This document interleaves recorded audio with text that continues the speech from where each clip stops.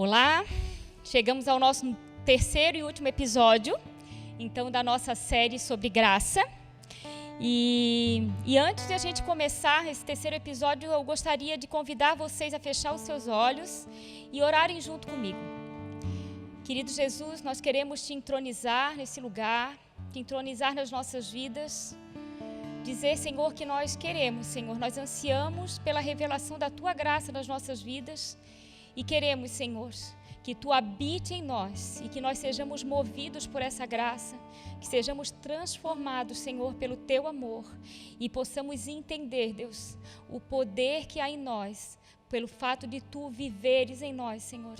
Em nome de Jesus, fala conosco. Nós ansiamos, Senhor, ouvir a Ti, Senhor. Amém. Amém, queridos. Então, vamos começar o nosso terceiro episódio. Eu gostaria, antes de a gente começar, que a gente faça uma pequena revisão do que a gente já viu nos episódios anteriores. Então, o primeiro episódio, nós definimos graça, falamos o que é a graça, né?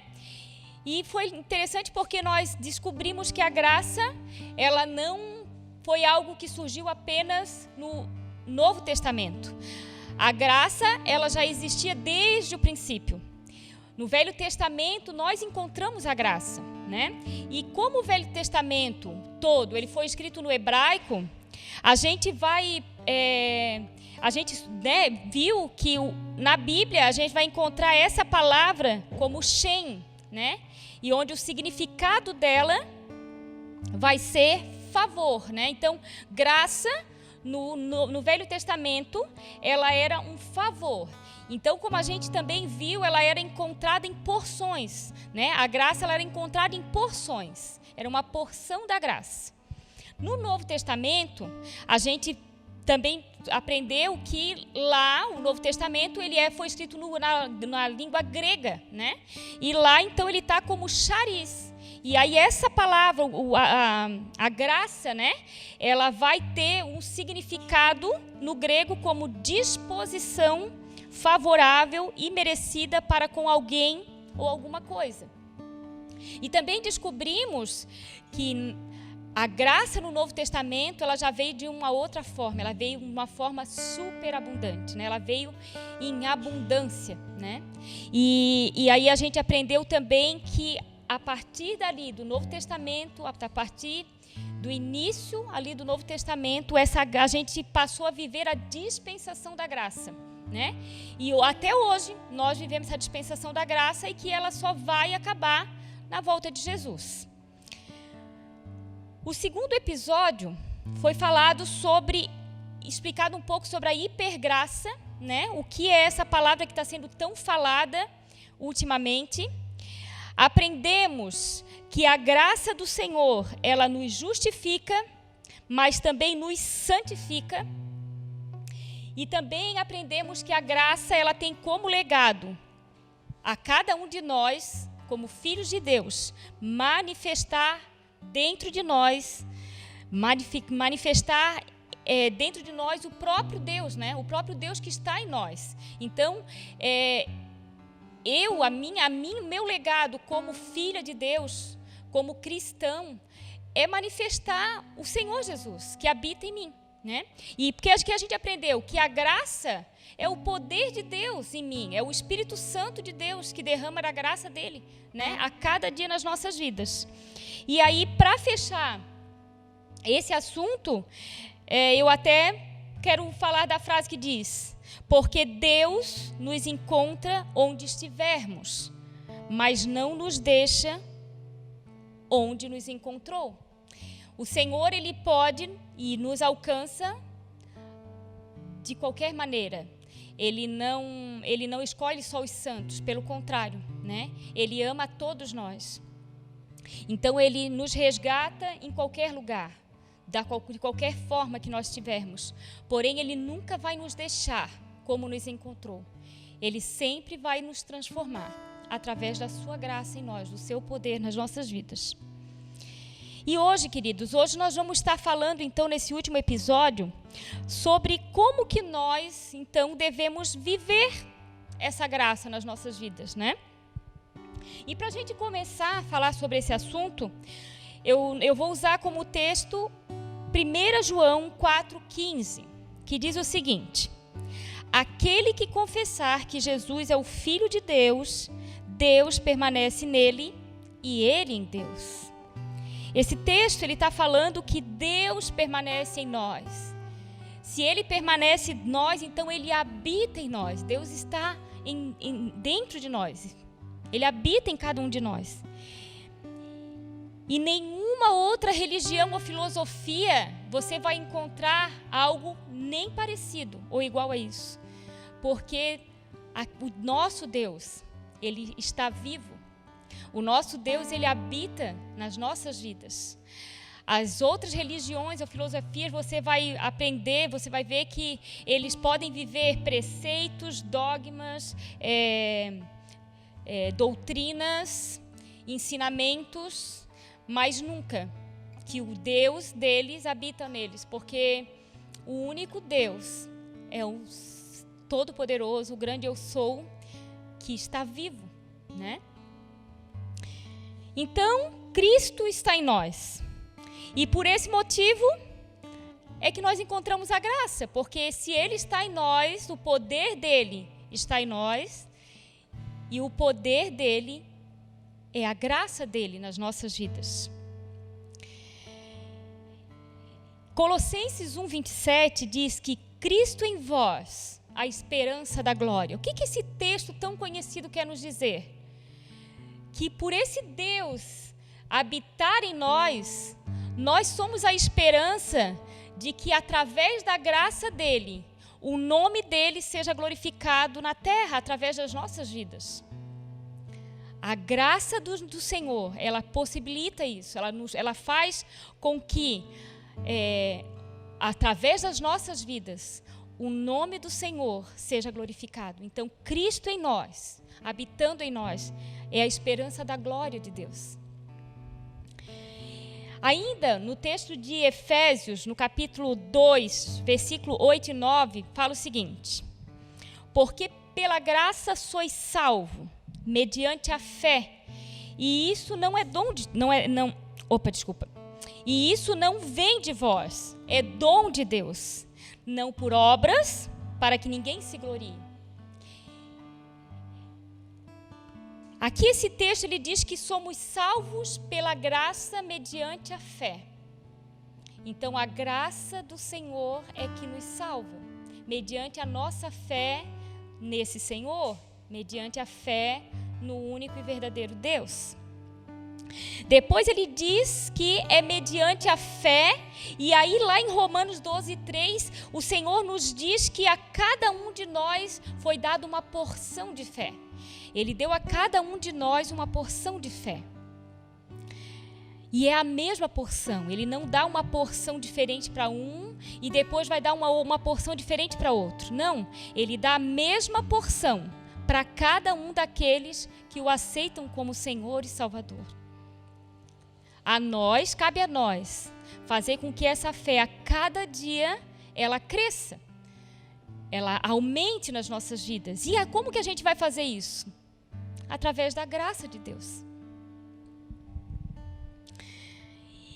E por último, ele fala, não vem de vós, mas é dom de Deus. E o que é dom? Dom é um presente que Deus nos dá. Então, é algo que Ele nos dá, que não é porque a gente mereceu, não é porque não é um salário, não é algo que a gente fez e merece ganhar, não, é um presente de Deus a nós. O Senhor nos dá a graça como um presente. E o C.S. Lewis, que é um autor muito conhecido, ele disse o seguinte: um homem com as mãos cheias de pacotes não pode receber um presente. O que esse texto está querendo dizer? O que C.S. Lewis queria falar com isso? Sabe o que acontece hoje com a igreja do Senhor? A gente tem visto um povo que tem feito muitas e muitas tentativas de autossalvação. E essas tentativas de autossalvação só têm levado a uma coisa: à exaustão, ao cansaço.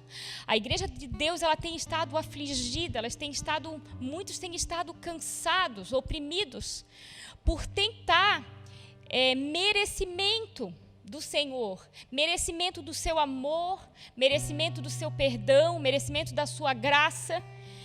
E o que C.S. Lewis está falando aqui, ele está dizendo assim, olha, a graça de Deus, ela é um presente que Ele dá para você, mas você está tão sobrecarregado, você está tão cheio de preocupações, você está tão cheio por querer resolver as coisas por si mesmo, pelas suas próprias forças, que isso está deixando você exausto. E por você estar com as suas mãos cheias, eu não consigo te encher com a minha graça, porque você está cheio de preocupações e não tem dado espaço para que a minha graça, para que através da minha graça eu possa agir em você e ajudá-lo e fazer por você. Quando eu estava preparando esse estudo, veio assim a mim um entendimento através de um exemplo que talvez vai poder fazer você entender. Você imagine que o seu pai dê de presente a você um carro, mas um possante, um carro bom. E aí você pega esse carro, coloca ele na garagem e continue andando a pé.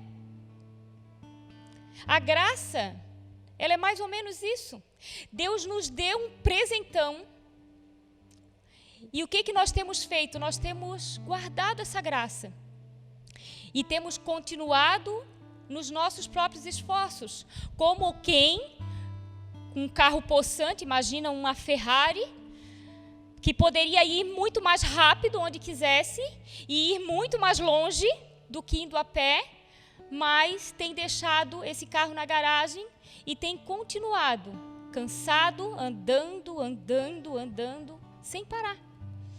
Assim é a graça. Ela é um presente que o Senhor nos deu para que seja usado para nos facilitar, para fazer a nossa vida uma vida agradável, uma vida de regozijo, de paz, de alegria, né?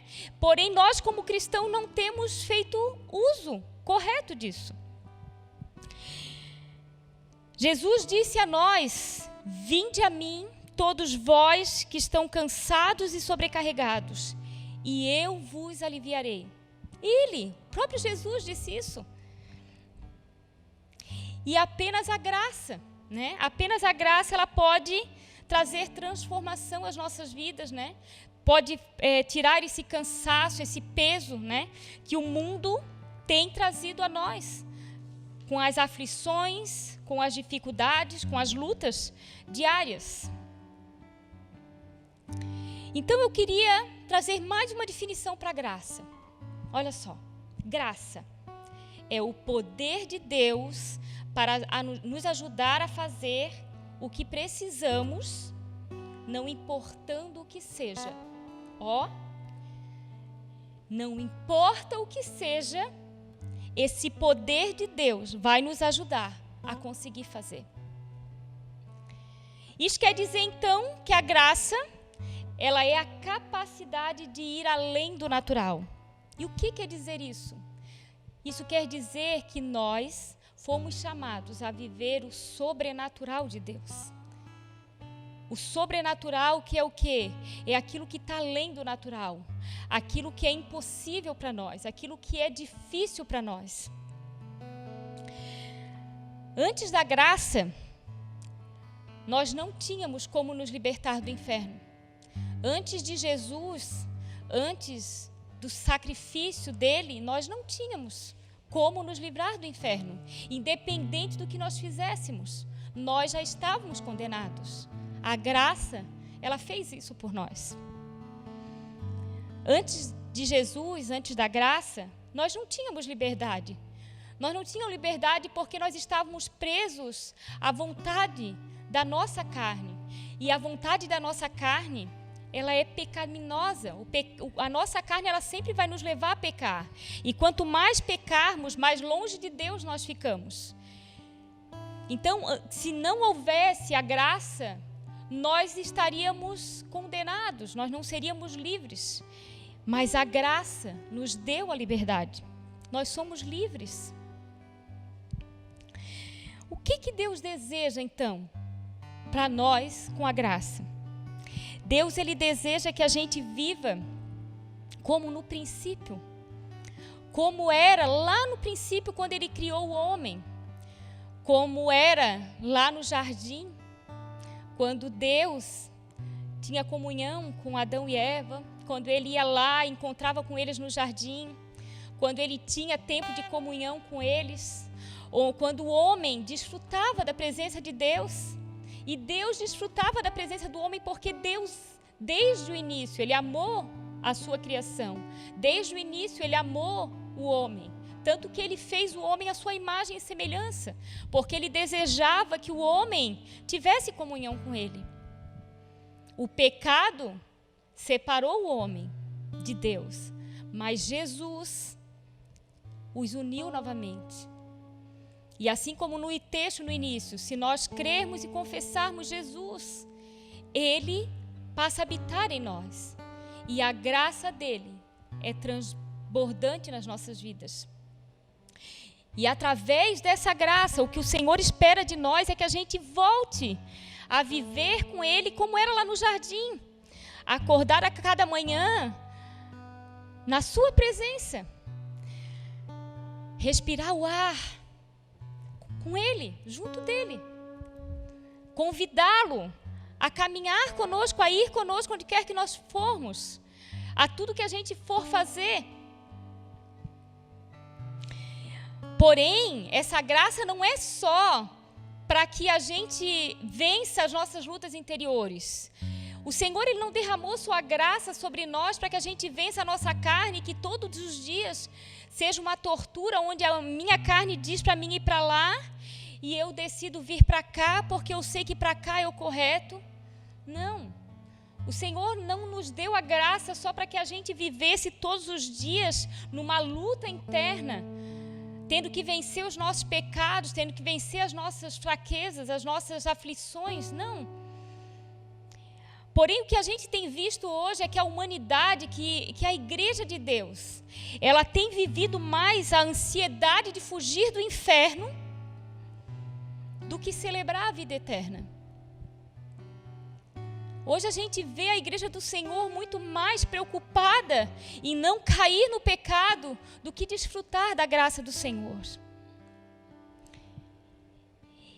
E por isso a gente não consegue entender que se a gente viver debaixo dessa graça, compreendendo que o poder dele está em nós, ainda que nós viemos a falhar, ele vai nos levantar, ele vai nos erguer e vai fazer com que a gente volte para Ele e o ame e viva uma vida de paz e alegria junto com Ele, não uma vida de peso, de dor.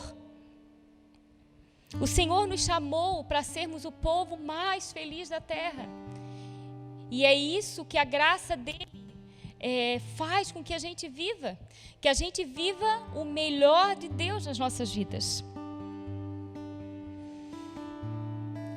Uma graça que nos permite manifestar o reino de Deus na terra, que nos permite acessar a Deus em todo momento, acessar o Senhor desde as coisas mais simples, desde um cafezinho pela manhã, até operações de milagres nas nossas vidas e na vida das outras pessoas, na vida dos nossos irmãos, na vida de tantos que precisam dessa graça.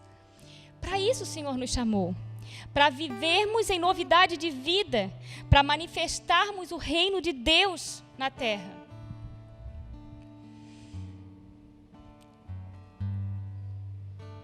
O que faz? O que faz em nós? O que nós temos feito para que as outras pessoas vejam o reino de Deus nas nossas vidas? O que nós temos feito? Como nós temos vivido? Como as pessoas têm nos visto no nosso dia a dia com o Senhor? Elas têm visto o reino de Deus nas nossas vidas? A graça de Deus, ela te permite isso. A graça de Deus, ela te dá todo o suporte que você precisa para isso. para que você seja alguém que manifeste o reino de Deus na terra. A graça, a paz, a alegria, o amor de Deus. Que o mundo fique sabendo a respeito do Senhor, ao nos observar como seguidores de Deus na terra. É isso que nós somos, seguidores de Deus na terra. Então, queridos, eu queria fechar esse assunto com o texto de João 14:12, que diz que quando o Senhor Jesus disse aos seus discípulos que nós faríamos coisas maiores do que Ele fez.